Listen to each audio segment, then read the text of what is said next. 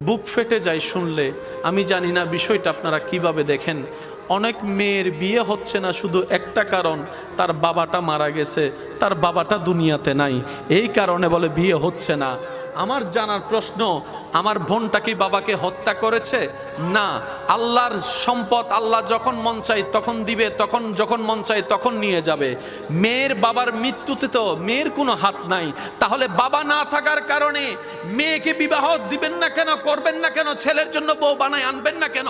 বলে যে অভিভাবক নাই।